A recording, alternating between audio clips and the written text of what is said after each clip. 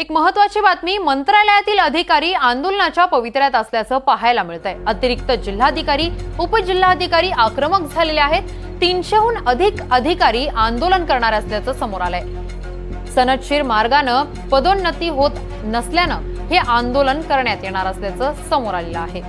मंत्रालयातील अधिकारी आंदोलनाच्या पवित्र्यात असल्याचं समोर आलेलं आहे। या संदर्भात अधिकची माहिती देत आहेत आमचे प्रतिनिधी अक्षय कुलकेलवार। अक्षय, मंत्रालयातील अधिकारी आंदोलनाच्या पवित्र्यात का आलेले आहेत?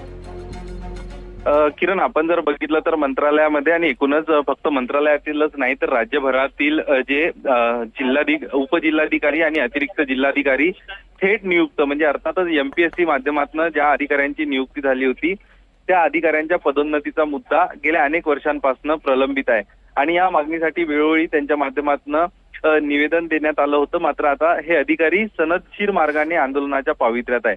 आपण जर बघितलं तर एक एमपीएससी द्वारे थेट नियुक्त झालेले अधिकारी असतात आणि एक पदोन्नतीमुळे ज्यांना प्रमोशन्स मिळतं अशा पद्धतीचे अधिकारी असतात।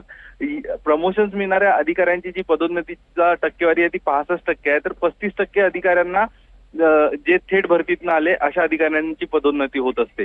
मात्र गेल्या अनेक वर्षांपासून या अधिकाऱ्यांची पदोन्नती जाणीवपूर्वक रखडवल्याचा आरोप आता हे थेट भरतीतनं म्हणजे सरळ सेवा भरतीतनं आलेले जे उपजिल्हाधिकारी आहेत, अतिरिक्त जिल्हाधिकारी यांच्या माध्यमातून आरोप केला जातो की आमची पदोन्नती, आमचं प्रमोशन जाणीवपूर्वक अडवण्यात आलं आणि त्यासाठी न्यायालयीन लढाई देखील यांनी लढली होती। त्यांचा निकाल देखील त्यांच्या बाजूने आला।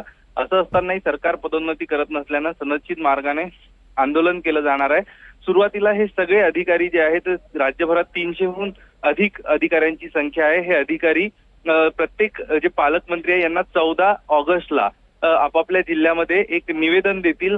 त्यानंतर 15 दिवसाचा अवधी देणार। 15 दिवसानंतर पुन्हा गांधी टोपी घालून या अधिकाऱ्यांच्या माध्यमातून आंदोलन केलं जाईल आणि येत्या काळात जर या सगळ्या संदर्भात काही निर्णय घेतला नाही, भूमिका घेतली नाही राज्यकर्त्यांनी, तर या आंदोलनाची तीव्रता आणि या आंदोलनाची जे गती आहे ही हळूहळू वाढवण्यात येईल असं या अधिकाऱ्यांच्या संघटनेच्या माध्यमातून सांगितलं जाते।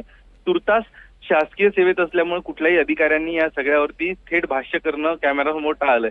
मात्र या सगळ्या संदर्भात आपण निवेदनाची कॉपी दाखवतोय। निवेदनाची जी प्रत आहे मुख्यमंत्र्यांना त्यांनी दिलेली आहे आणि अशा पद्धतीचं आंदोलन आमच्या माध्यमातून हाती घेण्यात आल्याचं त्यांनी स्पष्ट केलंय। हा गेले अनेक वर्षापासून थेट नियुक्त आणि पदोन्नतीद्वारा प्रमोट झालेले अधिकारी यांचा वाद, अंतर्गत वाद हा मंत्रालय किंवा शासकीय स्तरावर असतो। मात्र पहिल्यांदाच असं चित्र दिसून येतं की हा वाद आता चव्हाट्यावर आलाय। नक्कीच अक्षय, धन्यवाद तुम्ही दिलेल्या या सविस्तर माहितीसाठी।